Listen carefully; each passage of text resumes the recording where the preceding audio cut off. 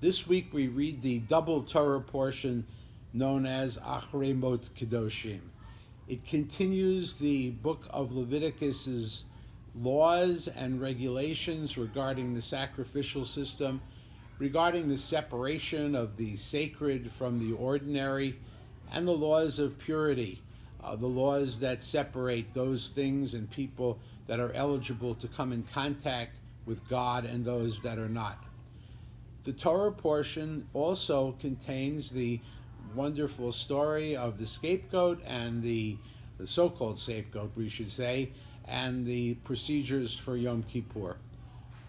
But this year I'd just like to remind you of a very simple little commentary on this double Torah portion that we've known for years. And it's one of those commentaries that bounces off the name of the Torah portion.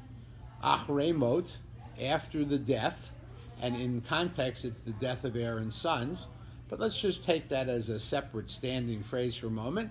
And the second part of the Torah portion, Kedoshim, holinesses.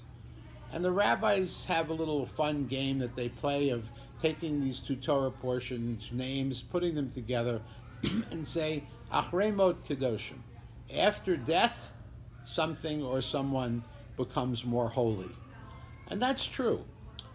When someone is gone, we appropriately usually remember all the good things about them, the holiness that they brought into the world, and thank God we tend to forget the negative and the bad things that they may have done.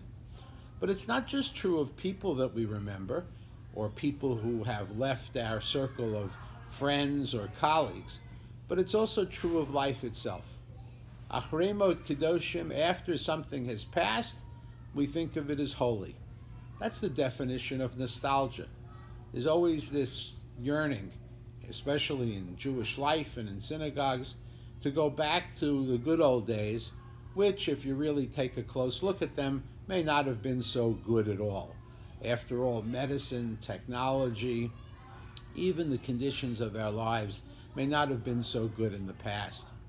The lesson of Acharei Mot Kedoshim, or I should say one of the lessons of Acharei Mot Kedoshim, is not to wait until a moment has passed or a person has passed to recognize the goodness and the kedusha, the holiness that is there.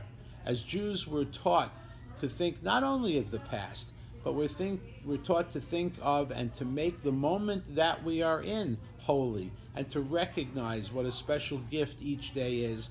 And certainly, we are called upon to look and to plan for a future that is better, brighter, holier than the past or even the present.